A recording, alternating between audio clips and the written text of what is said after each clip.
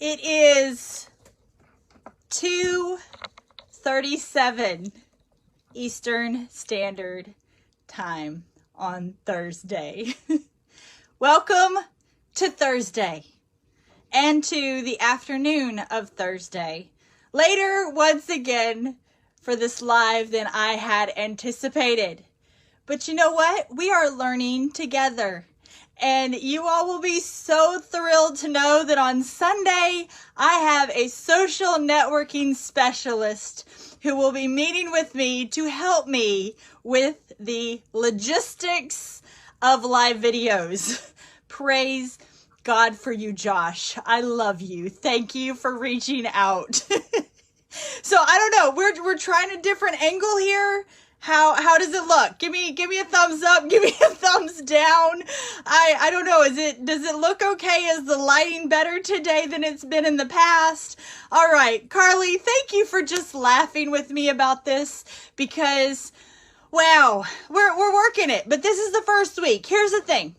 All right, I got to turn everything into a life lesson. I know what you're thinking. But here's the thing. We have to be okay with learning. Did you hear me? We have to be okay with not getting it all right from the beginning. Because experience is the way you learn. And yes, I am experiencing these live things, these live videos with you guys. And by the way, I love these. I don't know if you're loving them like I am, but I just love getting on and seeing you. Giselle, I see you. Sada, I see you. Carly, I see you. Wendell, I see you. Like, I love getting on and seeing you guys and just sharing smiles with you. But let's go back to what I was saying before. Learning. I think of Dory in Finding Nemo. That's what it was in. And she goes, just keep swimming, right? We got to just keep learning. You got to just keep going. But the way we learn is by doing. Now, don't think I didn't research the heck out of how to do live videos, because I did. Like, I went to YouTube videos, I went online, I looked at things and suggestions and ideas. But the only way you're really going to learn how to do something, in my opinion, is to do it. And the cool thing is if you surround yourself, like you guys, by people who are willing to learn with you and willing to just endure your struggles with you, unless you've got those people around you, you'll fall quickly. Something I was reminded about today is I got to spend almost 2 hours on FaceTime with my very best friend on the planet, Stacy Ferguson. I call her Chaw friend. Chaw means like massively huge. I got to spend almost 2 hours on the phone with her today, FaceTiming with her. And do you have a best friend? Like, do you have somebody who, even if you don't talk to for a long period of time, the second you pick up the phone and start talking, it's like no time ever, like there was no time span ever there. It was like you pick up right where you left off. Do you have a friend like that? I hope you do, because that is my Stacy. That is my Chaw friend. That is the one who I can go to about literally everything. We share a common faith. We share a common love. She lives way far away, but it doesn't even matter, because she's always right there with me. And in a second, I can pick up the phone, I can pick up FaceTime, I can call her, and it's instantly like we were just like sitting at a Starbucks together, having a cup of coffee, face to face once again. Like, it's just, I just tell you, I pray for you. I want to just pray for you right now that you will find someone, that the Lord will bring someone into your life who you can depend on like that. Now, Stacy and I literally, we don't talk every day. We don't talk every week. I'm going to be honest. We really don't. We haven't. We met back in college, and I know you think that was just a couple years ago for me, but that was a long time ago, guys. That was a long time ago that I was in college. But it doesn't matter. No matter what country we're in, whether it be the same country, different countries, we're there with each other. We just are. And it is such a blessing to have her in my life. So I want to tell you, as you're learning new things and as you are just living life, pray and ask God to just give you somebody really special in your life who will be your best friend. Now, that might be your spouse, but it might not be. I'm not married. We'll talk about singleness next week. We're going to have a whole episode on singleness. But I just want to encourage you to find somebody or have somebody. Be willing to open up to just one person in your life, because it makes such a big difference. And then surround yourself by people who are willing to grow and learn with you. I mean, we're only on day 4 of these live videos. Have any of you, I see some of you on here, have any of you seen all 4? Like, is this day 4? Have you been with me since the beginning for these things? You've seen the shininess. You've seen the craziness. Have you been with me since the beginning? Give me a thumbs up if you have. Thank you for your loyalty. We're just going to do this together. Oh, and look who just showed up. Someone else who has been here for all 4 but hasn't yet made an appearance. Gus, I'm so glad you just walked by. Oh, he's going to be so thrilled about this. Gus. Hi. Can you say hello to all the people? Can you say hi?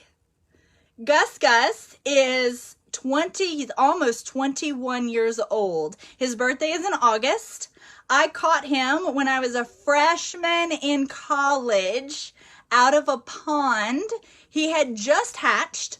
I caught him and 12 of his brothers and sisters. There were 13 of them all together. And I caught them, gave them out to my college friends. And to this day, Gus has been so faithful to stand by my side. Gus, we are so glad you're here. Thank you for showing up today. Yes, I'll put you down now. Gus is not allowed to go on airplanes. So no, Gus cannot go to the Amazon with me. Gus is from Shelby, North Carolina. That's what his birth certificate says. Okay, not really. I just made that up. But I did catch him out of a pond in Shelby, North Carolina. And he stays with Levi and Brittany, 2 of my dear friends who have both been to the Amazon with me before. How cool is that my Gus sitters, my turtle sitters, have been to the Amazon with me? Levi's been twice, actually. And they keep him for me when I go overseas, whether it be to Mexico or to India or to Africa or to wherever. At the Amazon, of course, turtles have brains that cannot repressurize like ours can. So when we go up in an airplane and hit that altitude, do you ever feel like your ears are popping? Okay, his ears couldn't pop, in other words. So what would happen is his brain would just explode. And of course, we don't want that. So Gus has to stay here. But otherwise, Gus, he travels all over the U.S. with me. That turtle has probably been to more states than most Americans have been. He's probably been to more places than most people. Gus sometimes, though you wouldn't know it, he's been known to go to restaurants. Gus has been to a couple of movies when I just didn't want to leave him in the car. He's just been in his little bag that I carry, and it just looks like I've got a little purse on, right? And Gus is down inside there. He's eaten in many of, well, he hasn't come out to eat, of course, but he's been to many of restaurants, and he just sleeps in that little bag of his. He's been to quite a few Walmarts and Targets, and oh yeah, we just go just about everywhere together. And Gus has free range here in the RV. And then at night, he either crawls in himself or I will put him into a water box. It's just a Rubbermaid container. And that's where he eats and goes to the bathroom. He can't do either one of those things outside of the water. So that's why I put him into the water box at night. And oh, he just wants to come back, I guess. He just wants to say hi again. He's just sticking around for this. He loves it. And he has one obsession in life. And yeah, wave to the people. Okay, there you go. His obsession, sorry, Gus, are shoes. If you take your shoes off in Gus's presence, you can almost guarantee that within just a few minutes, he will be on top of them. Now, he also really loves feet. And every morning, as I am blow drying my hair or putting my hair up after I've gotten out of the shower and everything, and I'm putting my hair up, he will walk over and he will just sit right on my feet as I'm getting ready in the morning. It's quite precious. And you would think that maybe a turtle doesn't have a personality, but he does have a little personality. He really does. He does. Now, people have asked me, does Gus Gus come when you call him?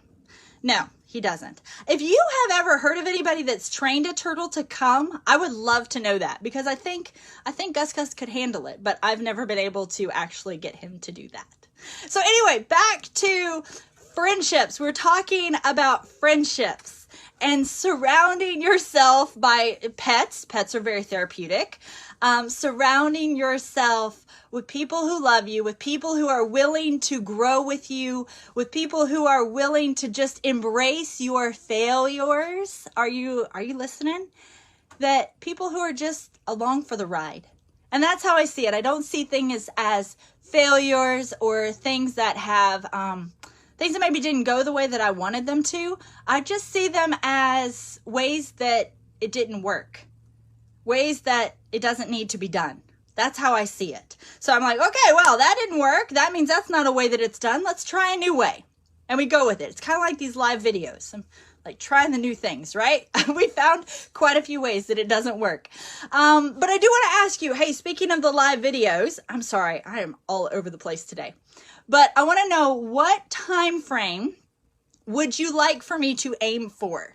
What works best for you guys? Like, when would you like to go live? So we have been shooting to try to get in there sometime between 2 and 2:30. Now, today was 2:37. I know, I'm sorry. I was having some mess ups here with how to set this thing up.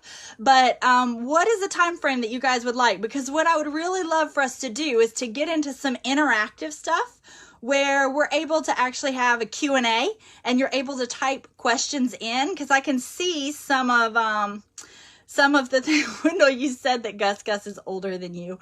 That's not true.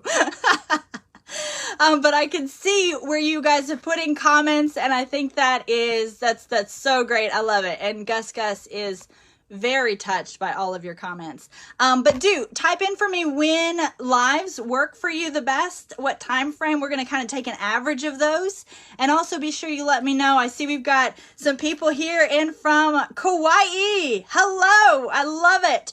I know your time frame is definitely different than Eastern Standard Time, so let us know what time works well for you, and we'll try to work that out. Friendships, let's go back to that, and just surrounding yourself with people who are supportive of you, maybe your family members or maybe not. But also something that's important here is for you to remove friendships that aren't serving you. Remove relationships in your life that aren't serving you. And you might say, oh, but then we've been together for 18, 20 years. If that relationship is not serving you, if that relationship is not bringing you happiness, if that relationship is not making you a better version of you, you need to let it go and be okay with that. I just want to give you permission to be okay with that. Because sometimes we stick it out. We're like, now, I'm not talking about, oh, so-and-so and I had a fight yesterday. I guess I'm out of here. No. I need you to look at the long term, and I need you to look at maybe even just the last 6 months, year, 2 years. Are you growing? Are you a better version of you because of that person being in your life? Are you a better version of you because you are in that person's life? And if the answer is no, maybe be willing to say, you know what? We had a great season together, but now there's a shift of a season. And now it's a new season, a new time for new friends or different friends, or maybe a shift of deepening a relationship with some other friends that you have in your life. Be okay with that, because what's so cool is then there might be a shift again in, say, 2, 5, 10 years, and you might shift back around to some of those people who today you just need to let go of for a while. And sometimes that's the best thing you can do for a relationship, is let it go for a little while. Let things just be for a little while. Let the dust settle. And then come back, unite yourself back with that person again. If the timing is right, the season is right, you're feeling led to come back into that relationship, come back. See how it goes then. Because sometimes just some time apart is a good thing. But also, I don't want you to spread yourself too thin. I don't want you to spread yourself too thin, because we cannot be the very best version of ourselves if we're spread too thin. Yesterday I talked about 70%. Were you here for the 70%? Anybody get anything out of that? Because that was profound when I learned that about working out at only 70%. I am all about that. I've got a new mindset for it. And I had a friend who messaged and said, what if we were to take on 70% in other things in life, consistently and intentionally.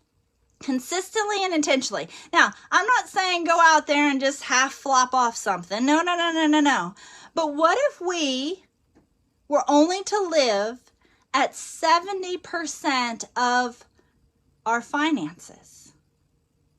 What if we were to only live at 70% of our busyness?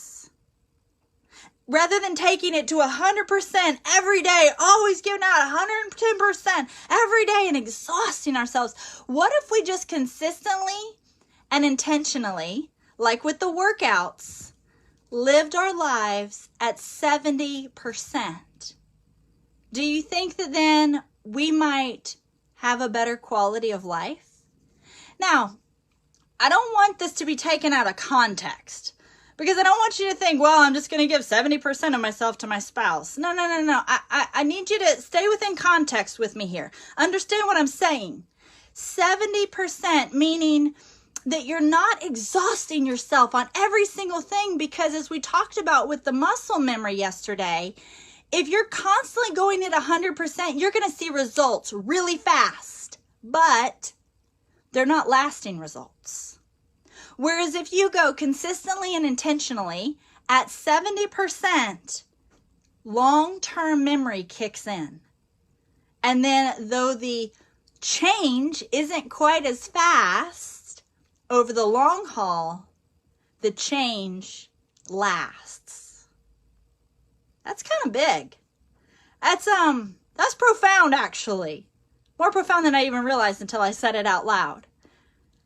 But if we're consistently and intentionally going at 70%, only spending 70% of our finances, only booking ourselves for 70% of the day rather than, oh my goodness, how can I schedule something for every 30 minutes? Now, I know right now during the COVID season, that's a little different, but I was very guilty before COVID of literally booking myself so busy from the time I got up until the time I went to bed. And I'm not saying those things that I was doing were bad things. They weren't bad things. They were all good things. But what if I had only done 70% of those things and moved that other 30% over to another day of 70%? To give myself a little bit more time, a little bit more space within my day, would I have more quality of life? And I think the answer is yes. I've recently, since being back from sabbatical, have backed myself way off from how much I schedule myself to do in a day. And that has made a huge difference. I give myself more time every day for meditation throughout the day, for quiet time throughout the day, for extra time to just go and just walk, even if it's just for 10 minutes, to just go outside and to just walk around. And then come back. And then gradually get back into what I'm doing. Too often we live this life so fast that we're missing it. We're missing it. We're missing out on those quality things, like quality FaceTime conversations with a friend like I got to have with Stacy today. I'll be honest, even though she's my best friend in the world, Unless she would have necessarily asked for 2 hours, I would have never scheduled a 2-hour conversation with her today. I wouldn't. We are both very type A people who've got a lot going on in our lives, who are running our organizations and working and doing different things. And we probably would have scheduled a 45-minute call. I'm just being honest. But because I was only living my day today at 70%, when our phone call went a little extra long, I was able to relax in it. I was able to just go with it. And I was so fueled by that. Because she just spoke such truth and such blessing into my life in that extra amount of time. And I had the time because I'm not booking myself so rigid, which is part of the reason why 2:37 is when I got on. Like I got back from talking with her. I tried to set this up. But here's the other thing is I didn't stress about it. I didn't say, oh my goodness, I've got to get on at this time. Otherwise, the end of the world. Oh, we just got to let it go, guys. We just got to relax. We've got to realize that though our lives are very important, your life is so valuable. Your life is so important, but the world does not revolve around it. And we have to trust that we have a God that's big enough, that loves us enough, that He too wants us to have quality of life. And will help us with our schedules, will help us arrange our time, and will even put in extra time for us when we need it here and there. I used to think when somebody would cancel on me, I would have something set for a certain time with someone. If someone would cancel on me, I would get so upset by it. I would think, oh, how rude. They have no respect for my time. How rude, don't they know? And oh, I'm so busy, like, don't they realize time is money, right? No. What a blessing I now realize. If somebody cancels, I'm like, wow, okay, thanks God. Now I've got an extra hour. What should I go and do with that hour? And sometimes it's just sit down and read a chapter of my book that I'm into at that time. I read about a book a week. I love to read. I love extra time to read. I've now scheduled time in my evening to read. Do you have time scheduled for the things that you love to do? Do you have time scheduled to be with the people who you really love to be with?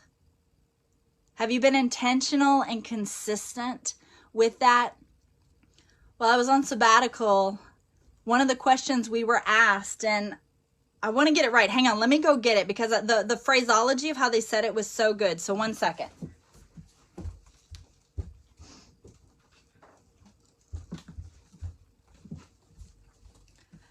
Okay, the question they gave us to answer was, if I was to die in the next 6 months, what would rise to the top of my priority list?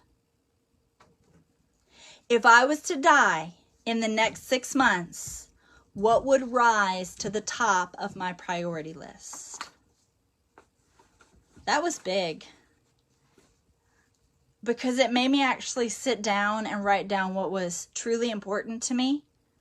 And when I started to look at those things that I had put at the top of my priority list because of that question, I realized those things were not actually at the top of the priority list that I had been living by.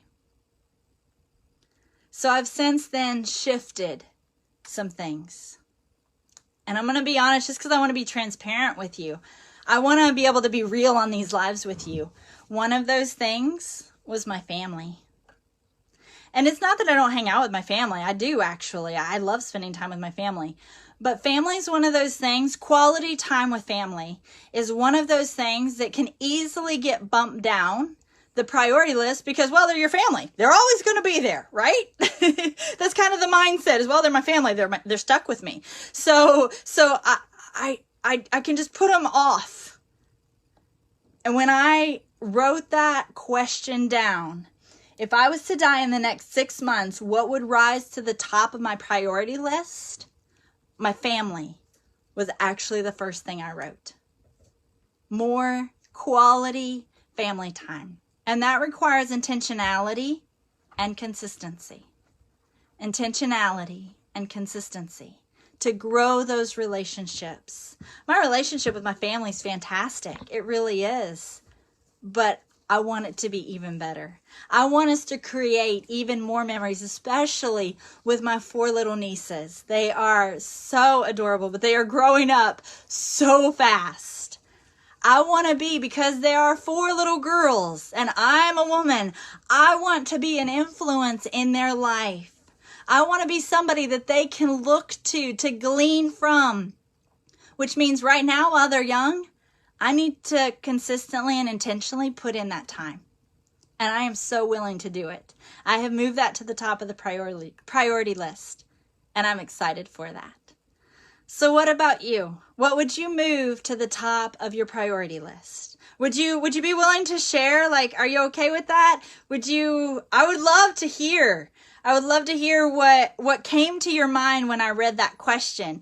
Do you have something that you would kind of shift around, maybe something that you would push to the bottom of the priority list that you would be willing to say, you know what, I need to put that at a higher priority. Now, I'm not saying the end of the world is coming in 6 months. Don't anybody start all that. That's not what I'm saying. I'm not saying anybody's going to die in the next 6 months. Only God knows that hour.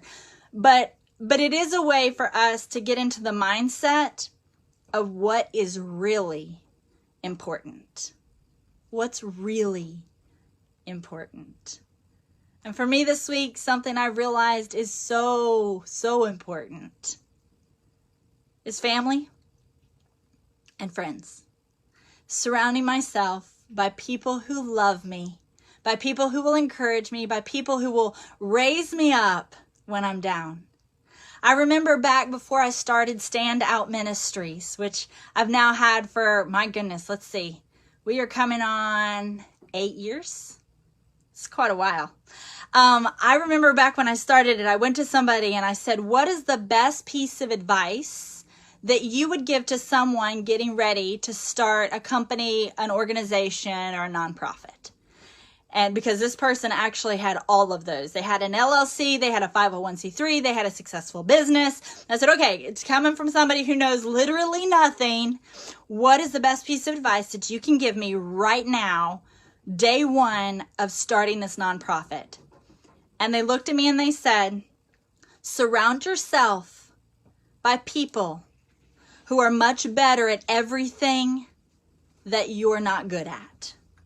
Surround yourself by people who are really good, much better than you at everything that you are not good at. And you will automatically look like and be a success. That's pretty good advice. And so the first thing I did is I hired someone to handle my bookings, because I don't know why, but man, it stresses me out to book a flight. Does that stress anybody else out? Does that stress you out? I don't know why it stresses me out, but I just feel so much pressure, and I'm like, I always keep going back. Did I do the right day? Did I do the right return date? Is this layover gonna work? Like, I hired somebody to do that, and I hired somebody to run the finances, because numbers just aren't my thing. I'm not bad with money. I'm a good steward with money, but I'm just not in that mindset of being good with spreadsheets and numbers and budgeting and how to move this and QuickBooks and all those programs. I don't know that stuff. And so I entrusted people to come into my life, into the ministry that I was getting ready to start, to run those things. And since then, I've surrounded myself. I have an editor and a proofreader. Oh, praise God, because I am not a great writer, but man, do they make me look good. I've got people who are really great at everything that I'm not great at surrounding me, which makes me look and feel more successful. And I think that's part of what Scripture calls the body of Christ working together. We wouldn't expect the toe to do the function of the nose, right? We don't expect that. Because the toe would not be a good nose, and the nose would definitely not be a good big toe. It wouldn't be. That'd be disastrous. Can you imagine if your nose was always laying on the ground, like running across? No, that's terrible. we've got to be okay, though, with saying, hey, I'm not good at everything. I'm not an eye, an ear, a belly, a knee, a calf. I'm not all those things. But I can be this one thing on the body and be it really, really good. And then allow the other functioning parts to do what they do best. You're all still part of the same body. You're all still working together. You also have the same vision, the same goal. So surround yourself by family members, friends, staff members, board members, people who are really great at everything you're not. And also make sure those people have the same vision you do.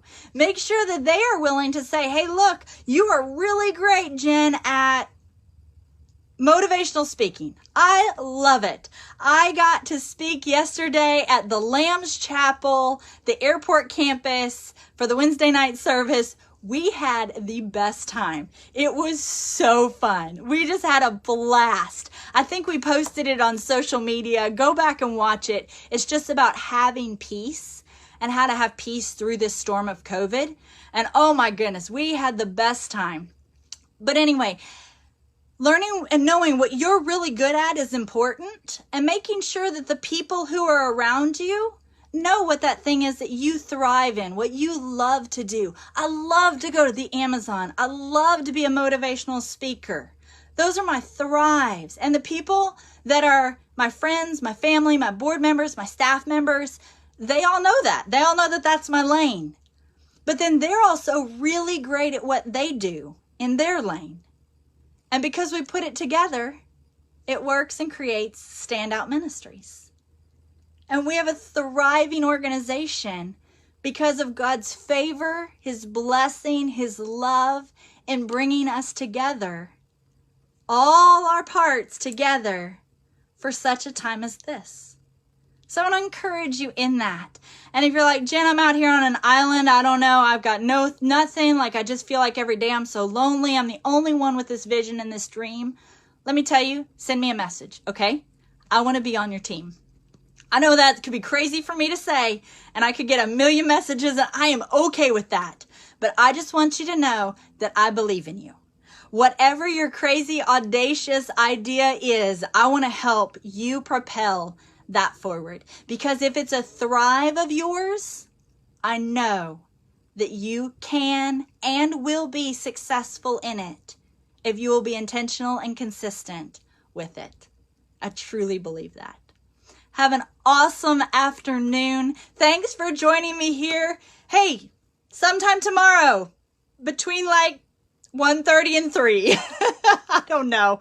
I'll try my best for 2:30, guys. We'll see how it works. It might be a little earlier. It might be a little later, but please let me know what time you would like to see these and what time works for you. Hey, because you guys are the foundation of this. You're the ones who have started this with me. So let's do this together. And if you ever have any questions or topics you want to talk about, send them my way. Send me a private message, and we'll be sure to include those in an upcoming episode. All right. I love you, Debbie, Justin, David, Kevin. Oh, I see you, Dixie, Cindy. I love you, Kendra. So good to see you, Kelly, Karen. So much love for you guys. Thanks for joining. I will see you again, hopefully tomorrow. Bye.